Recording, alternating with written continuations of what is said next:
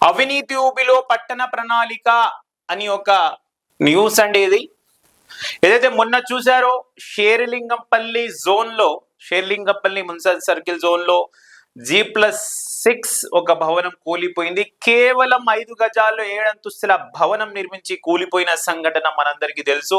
So try కార్పొరేషన్ల పరిధిలో యథేచ్ఛగా అక్రమ నిర్మాణాలు, ఆ సర్కిల్లో అంతస్తుకు 2 లక్షలు ఆ అధికారికి ఇవ్వాల్సిందే. రాజధానిలో 3 నగర పాలక సంస్థల్లోని పట్టణ ప్రణాళిక విభాగం అవినీతి కూపంగా మారింది. కూకట్పల్లి జోనల్ కార్యాలయం పరిధిలో మాదాపూర్ సర్కిల్లో ఒక అంతస్తు నిర్మాణానికి 2 లక్షల చొప్పున మామూలు ఇచ్చేందుకు ఒప్పందం కుదిరిందని, ఇక్కడ అక్రమ నిర్మాణాలు చేపట్టిన వారందరూ అధికారికి మొత్తాలు సమర్పించుకున్నట్లు జోరుగా ప్రచారం జరుగుతుంది. అందుకే ఒకవైపు భవనం కుప్పకూలినా అదే ప్రాంతంలో యథేచ్ఛగా అక్రమ నిర్మాణాలు జరుగుతూనే ఉన్నాయి. ఒకవైపు ఏసీపీకి పట్టుబడుతున్న అధికారులు తీరు మాత్రం మారడం లేదు. అక్రమ అంతస్తులను అవినీతి అధికారులు ప్రోత్సహిస్తున్నారనే బలమైన వాదన వినిపిస్తుంది. నామమాత్రంగా G+1 కు అనుమతులు ఇవ్వడం, అదనపు అంతస్తుల నిర్మాణాలు ప్రోత్సహించి డబ్బులు పిండుకోవడం పరిపాటిగా మారిందన్నారు. సో ఈ న్యూస్ చూస్తున్నారు.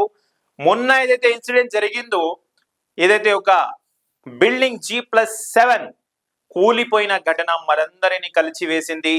ఆ బిల్డింగ్ కూలిపోవడం వలన పక్కనున్న 2 బిల్డింగ్స్ కూడా అక్కడ నష్టం, భారీ నష్టం వెదజల్లింది. సో ఆ 2 బిల్డింగ్స్ ని కూడా నిన్న హైడ్రా కూలగొట్టారు. సరే, ఇప్పుడు ఒక అన్ఆథరైజ్డ్ బిల్డింగ్, పర్మిషన్ లేని బిల్డింగ్ కూలగొట్టడానికి వస్తున్న హైడ్రా, కూలగొట్టడానికి వస్తున్న మున్సిపల్ కార్పొరేషన్ ఈ బిల్డింగ్లు కట్టేటప్పుడు ఎక్కడ వెళ్ళారని J24 న్యూస్ ను మీకు డైరెక్ట్ గా క్వశ్చన్ చేస్తుంది. ఒకవైపు ఇల్లు కూలినప్పుడు మీరు వచ్చి ఎలా పర్మిషన్ ఉంది, ఎలా ఉంది, నాలాపై ఎలా కట్టారు, నాలాపై కట్టారా, ఎంతమంది చనిపోయారు, G+5 ఎలా కట్టారు అని ఏమీ తెలియని విధంగా ఇలా యాక్టింగ్లు చేస్తూ చూస్తున్న అధికారులు ఈ కడుతున్నప్పుడు మీకు తెలియదా? అన్నీ తెలుసు. మున్సిపల్ కార్పొరేషన్ కి, రెవెన్యూ సిబ్బందికి ఇలా జరుగుతున్నాయి కన్స్ట్రక్షన్స్, ఇలాంటి జరుగుతున్న కన్స్ట్రక్షన్ల గురించి అందరికీ తెలుసు. మళ్ళీ అందరికీ ఎలా ముట్టాలో, ఏమి ముట్టాలో, ఎక్కడ ముట్టాలో, ఏమి వాళ్లకు చేరవేయాలో అవి చేరవేస్తున్న విధంగా అక్కడ జరుగుతూనే మామూలు వసూలు చేస్తుంటూ ఇలాంటి కన్స్ట్రక్షన్స్ జరుగుతున్నాయి.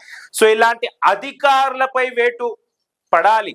కేవలం town planning section officer, ACP కాకుండా డిప్యూటీ కమిషనర్ స్థాయిలో కూడా ఇలాంటి వర్క్స్ నడుస్తున్నాయి. సో ఎందుకు వాళ్ళ మీద వేటు పడటం లేదు? కన్స్ట్రక్షన్స్ జరుగుతున్నప్పుడు ఎక్కడ వెళ్తున్నారు? కూకట్పల్లి జోనల్ గురించి ఇచ్చారు. Moosapet circle and Kukatpally circle, Kukatpally zonal పరిధిలోని సర్కిల్లోనే చాలా అక్రమ నిర్మాణాలు వెలిసి ఉన్నాయి. గాయత్రి నగర్ డివిజన్, కొత్తగా ఏర్పాటు చేసిన గాయత్రి నగర్ డివిజన్ లోని గాయత్రి నగర్ లో కూడా అనుమతులు G+2, G+3 పెట్టుకొని G+6, G+7 కూడా, G+5 కూడా కట్టిన బిల్డింగ్స్ ఉన్నాయి. మళ్ళీ ఈ రోజు వరకు ఆక్యుపెన్సీ సర్టిఫికేట్ లేకుండా, బిల్డింగ్ పర్మిషన్ లేకుండా కన్స్ట్రక్షన్స్ అక్కడ జరిగి ఇప్పుడు నివాసం కూడా ఉంటున్నారు. ఎందుకు వాళ్ళపై చర్యలు తీసుకోవడం లేదు అని డైరెక్ట్ గా క్వశ్చన్ చేస్తున్నా. ఎందుకు అలాంటి వాటి మీద యాక్షన్ కి ఇప్పటి వరకు మీరు వెళ్ళడం లేదు? పాత అల్లాపూర్ డివిజన్, కొత్తగా ఏర్పాటైన గాయత్రి నగర్ డివిజన్ లో G+6, G+7, G+5 కట్టిన కట్టడాలపై ఎందుకు ఇప్పటి వరకు యాక్షన్ లేదు? లేదా అక్కడ కూడా ఏదో ఒక ఇల్లు కూలిపోయిన తర్వాత, ఎవరికో హాని కలిగిన తర్వాత, ఎవరికైనా ఇబ్బంది జరిగిన తర్వాత మీరు కళ్ళు తెరుచుకుంటారా అనేది మేము కూడా వెయిట్ చేస్తున్నాం. అలాంటివి జరగొద్దని కోరుకుంటున్నాను కూడా. మరి ఎందుకు అధికారులు అక్కడ నిశ్శబ్దంగా, సైలెంట్ గా కళ్ళు మూసుకొని వ్యవహరిస్తున్నారు? లంచాలు ముట్టాయా? లేదా అధికారుల నుంచి మీకు ప్రెజర్ వస్తుందా?